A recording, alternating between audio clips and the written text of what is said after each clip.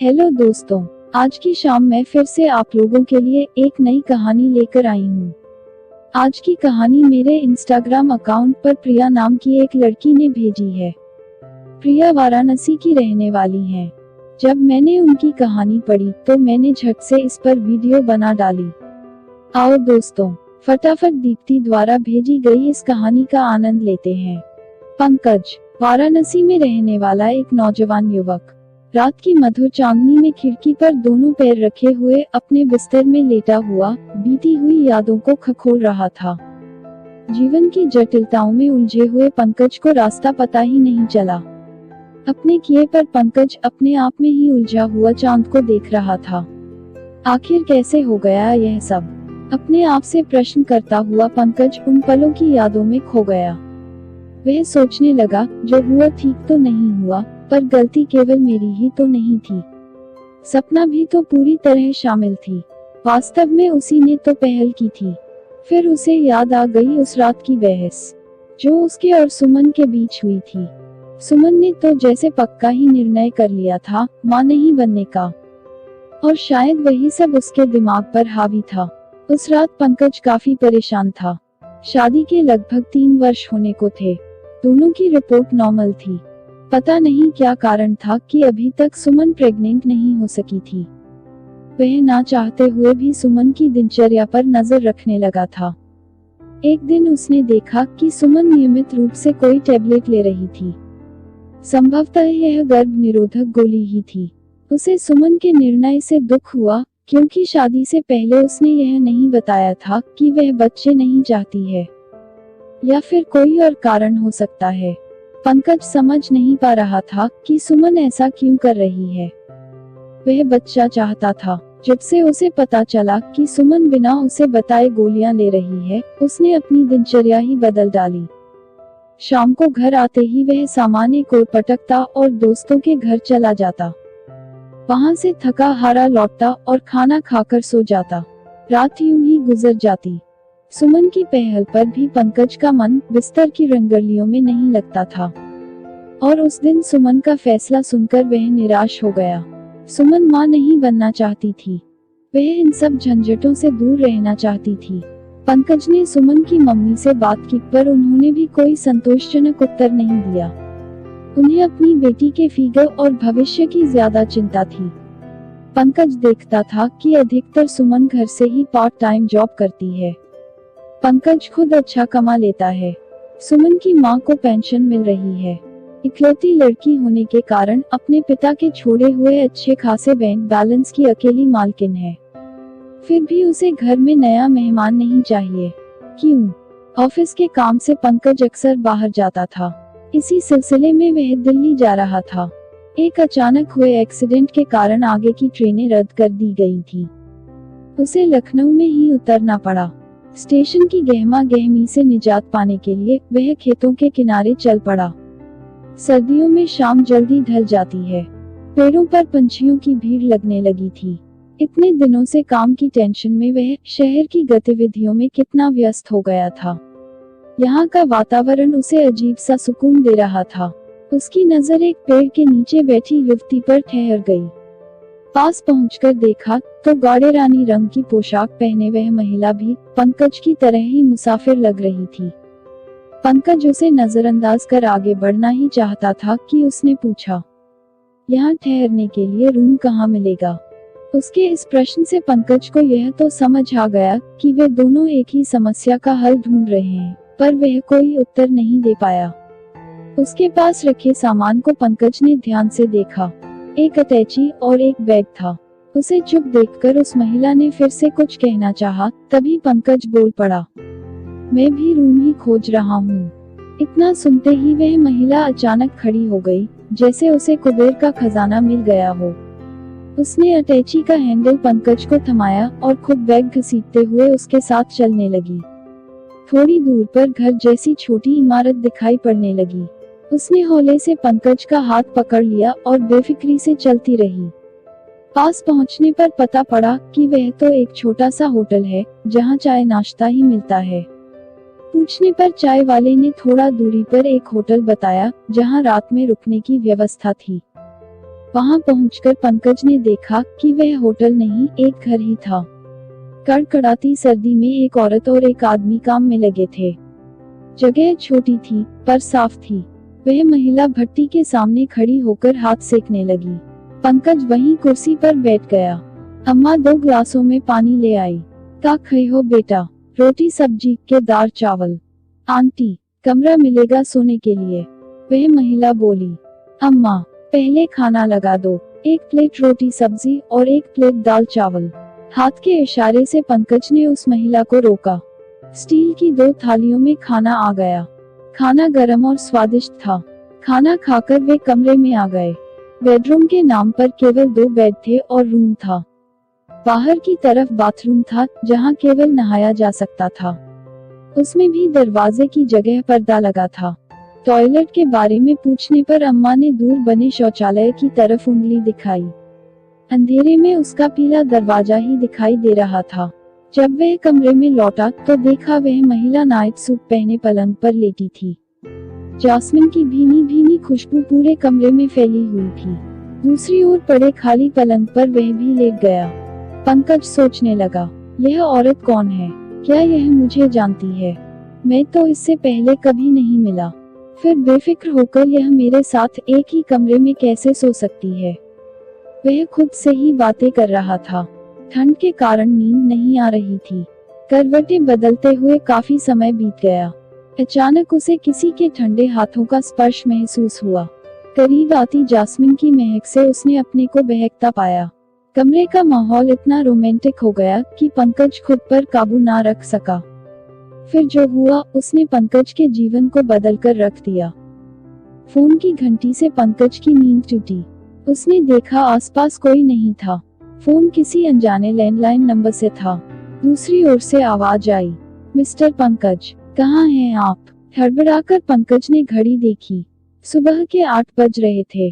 पंकज हड़बड़ाहट में उत्तर भी नहीं दे पा रहा था। मिस्टर पंकज, क्या आप ठीक हैं?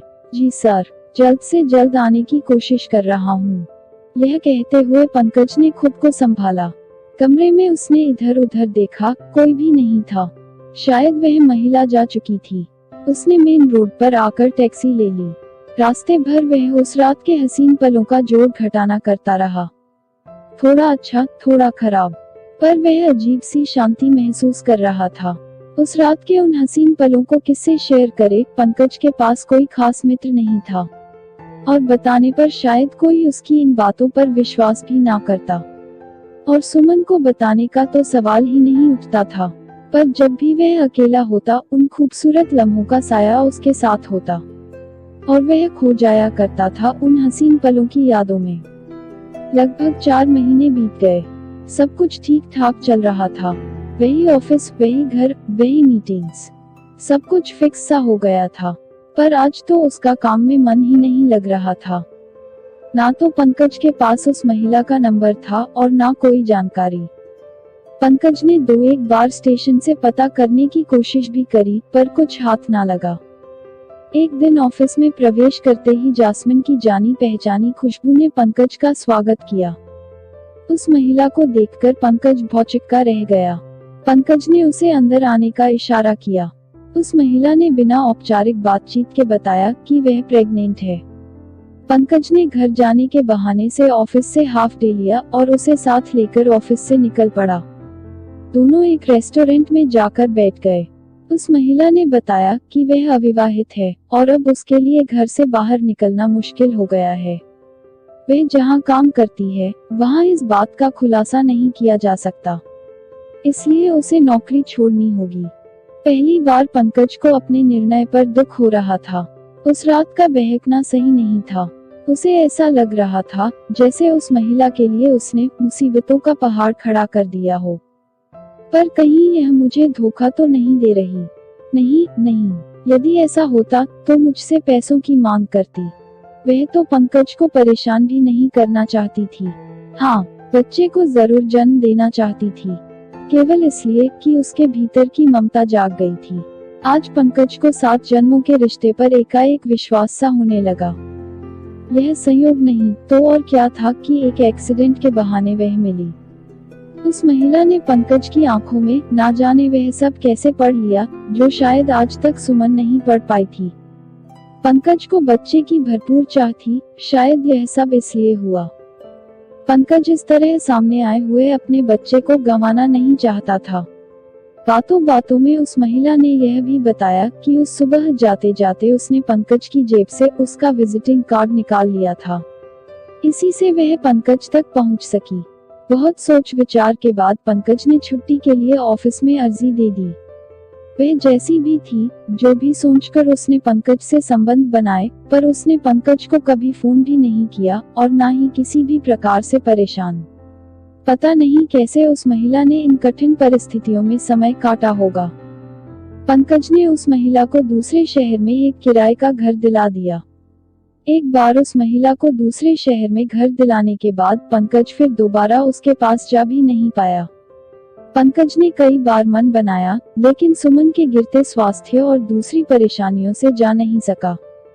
पंकज उस महिला की फोन से खबर लेता रहता था और खर्चे पानी की व्यवस्था भी समय पर करता था। डिलीवरी का समय निकट आ गया था। सुमन से एक सप्ताह के लिए ऑफिस के काम से बाहर जाने का कहकर पंकज घर से निकल लिया। सुमन इन सब बातों से अनजान होकर अपने कामकाज में मगन थी। एक प्राइवेट नर्सिंग होम में उस महिला ने एक स्वस्थ और सुंदर बच्ची को जन्म दिया। वह बहुत खुश थी। बच्ची को पाकर पंकज को विश्वास नहीं हो रहा था कि वह उसकी अपनी बेटी है। हफ्ते भर बाद उसकी देखभाल की सारी व्यवस्था करके जब पंकज घर वापस लौटा तो मन में सुकून था, क्योंकि उस महिला को वह इस बात के लिए मना पाया था कि उनकी बच्ची की परवरिश वह और सुमन करेंगे। इस वजह से ना तो सिर्फ बच्ची को आगे जाकर आसानी होगी, बल्कि वह महिला दोबारा नौकरी भी कर सकेगी। और अच्छी बात यह थी कि वह महिला इसके लिए मान भी गई थी। उसने बस एक शर्त रखी थी कि पंकज उसे कभी कभी उससे जरूर मिलाने लाया करेगा। अपनी बेटी को घर लाना एक नई समस्या थी। पंकज कोई बहाना तलाश कर रहा था। उसने सुमन से बच्चा गोद लेने की बात की, लेकिन वह तैयार नहीं हुई। पर जब पंकज ने उसे समझाया कि हम बेबी सिटर रख लेंगे, तो सुमन उसकी परवरिश के लिए राजी हो गई। लेकिन सुमन ने एक शर्त रखी कि वे बेटी ही गोद लेंगे और उसकी देखभाल पंकज खुद करेगा। इससे पंकज की मुश्किल और आसान हो गई। पंकज ने उस महिला की बेटी को गोद लेने की प्रक्रिया आरंभ कर दी। उसका नाम आयुषी रखा गया था। जल्दी ही आयुषी घर आ गई। सुमन कुछ दिनों तक आयुषी से दूर दूर रही, फिर अपने आप पंकज का साथ देने लगी। धीरे धीरे सुमन आयुषी का बहुत ध्यान रखने लगी। पंकज कभी कभी आशंकित हो जाता कि कहीं वह महिला घर आकर सुमन को सब कुछ बता ना दे। हालांकि जब भी वह आयुषी को उससे मिलाने ले जाता, वह ऐसा कुछ नहीं कहती थी। फिर भी एक अनजाना डर पंकज के मन में बना रहता। अब आयुषी 3 बरस की होने जा रही थी। इस बार जब वह आयुषी को उस महिला से मिलाने ले गया, तो उसने कहा, अब आयुषी बड़ी हो रही है, तुम उसे मुझसे मिलाने मत लाया करो। मैं नहीं चाहती कि वह हमारे सच को जाने और इसकी वजह से तुम्हारा घर बिखरे। मैं अगले महीने ही इस शहर से दूर चली जाऊंगी। हाँ, तुम मुझे आयुषी के हर जन्मदिन पर उसकी एक तस्वीर मेरे मोबाइल पर जरूर भेज दिया करना। पंकज के जवाब का इंतजार किए बिना आयुषी के माथे पर एक चुंबन अंकित कर वह महिला पंकज के जीवन से बहुत दूर चली गई। पंकज इस अनजाने से रिश्ते के बंधन में बंधा आज भी आयुषी के हर जन्मदिन पर तस्वीर खींचकर उसे भेजता है और उसके जवाब में हमेशा उसे वापस मिलती है सपना की तरफ से एक स्माइली। कहानी से सीख। जिंदगी में हमारे साथ कभी कभी ऐसी घटना घट जाती है जिसका जवाब हमारे पास नहीं होता है। इंसान चाहकर भी परिस्थितियों के सामने विवश हो जाता है। ऐसी घटनाओं से कुछ लोग निकल पाते हैं और कुछ लोग फंसकर अपना जीवन बिगाड़ लेते हैं। इसलिए हमेशा अपने संबंधों को लेकर हमें ईमानदार रहना चाहिए। आपको मेरी कहानी कैसी लगी? कमेंट बॉक्स में बताइए, ताकि मैं आप लोगों तक अच्छी अच्छी कहानियां ला सकूं। हमारे चैनल को सब्सक्राइब करना ना भूलें और साथ ही वीडियो को लाइक करें और अपने दोस्तों के साथ व्हाट्सएप, इंस्टाग्राम और फेसबुक पर शेयर करें। नई नई मजेदार कहानियों के नोटिफिकेशन के लिए बेल आइकॉन को जरूर दबाएं। धन्यवाद।